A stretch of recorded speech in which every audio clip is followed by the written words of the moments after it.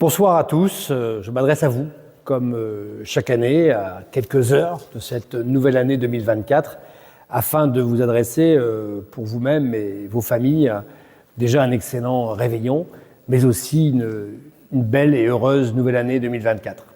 Bien évidemment, pour la municipalité, la population gravellinoise et moi-même, cette fin d'année 2023 a été très difficile.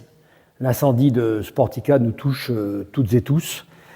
Fort heureusement, nous déplorons aucun blessé, aucun décès. Je voudrais vraiment remercier les forces des sapeurs-pompiers qui ont été une nouvelle fois exemplaires, mais de manière générale, tous les salariés de la régie de Sportica, de la ville, les forces de l'ordre, policiers et gendarmes.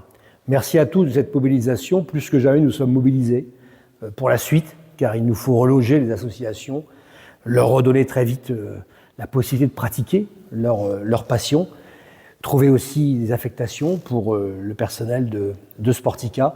Bref, imaginez la suite dès maintenant. C'est une épreuve terrible à laquelle personne n'est préparé, qui plus est un jour de Noël, jour de fête.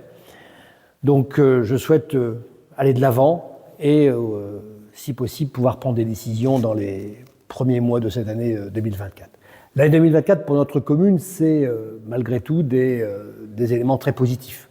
Bien sûr, le développement économique qui va se faire chez nous de manière considérable. J'accueillerai d'ailleurs, lors de la cérémonie des vœux, le 19 janvier, à l'Arsenal de Gravelines, à laquelle je vous convie toutes et tous, le patron, le chef, le responsable, le directeur plus précisément, du programme EPR qui nous présentera ce projet qui va aussi contribuer à faire évoluer Gravelines et surtout préparer l'avenir. Et bien sûr, à l'ouest, c'est aussi ces usines de batteries qui vont se mettre en place. Donc tout cela va nécessiter aussi une adaptation en termes de logement.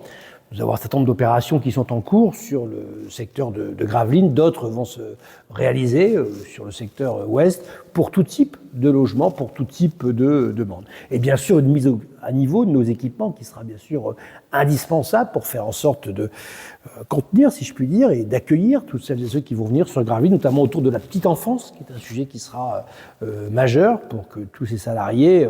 On parle tout de même, dans un rayon de 5 km de Gravelines, de 20 000 salariés supplémentaires. Il faut savoir que la ville compte actuellement 9 000 salariés. Donc ça donne un peu une idée de ce qui nous attend. Donc il faut tout ça en préservant le cadre de vie qui nous tient particulièrement à cœur.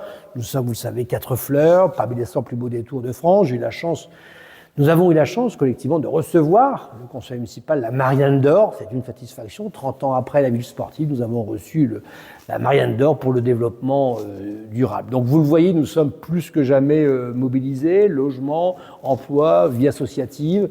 Nous avons aussi à cœur de valoriser nos atouts culturels. Je suis ici dans ce magnifique musée du dessin et de l'estampe avec une exposition consacrée à des vues, à des images de notre site de Gravelines, notre site fortifié, notre chenal, Petit Fort, Grand Fort Philippe également, mis à l'honneur.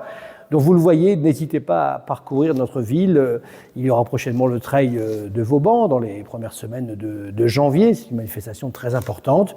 Nous aurons de grandes manifestations aussi en 2024, les championnats de France de canoë-kayak. Nous aurons beaucoup d'événements et nous allons faire en sorte de continuer à développer Gravelines dans les circonstances, c'est vrai, très difficiles que nous traversons collectivement. Et d'ailleurs, j'invite toutes et tous, celles et ceux qui veulent témoigner d'un souvenir particulier de Sportica, de bien vouloir se diriger vers la mairie de Gravelines. Nous avons installé un livre d'or, mais également un panneau où chacune et chacun peut partager ses souvenirs. Nous avons tous dans cet équipement emblématique inauguré en 1986. Donc, bonne année à toutes et à tous. Un bon réveillon, tout d'abord. La santé, je souhaite vraiment aussi la santé. 2024, ce sera aussi le démarrage de la maison de retraite des Oya, donc des équipements aussi, des nouveaux équipements qui vont prendre pied sur la commune. Ce sera également aussi la réalisation du centre de formation des apprentis, donc des équipements qui sont aussi très attendus. Vous le voyez, Gravelines, plus que jamais, va de l'avant et se relèvera de cette difficulté exceptionnelle que nous avons subie en cette fin d'année 2023. Bonne année 2024 à toutes et à tous et à bientôt à la cérémonie des vœux. Merci.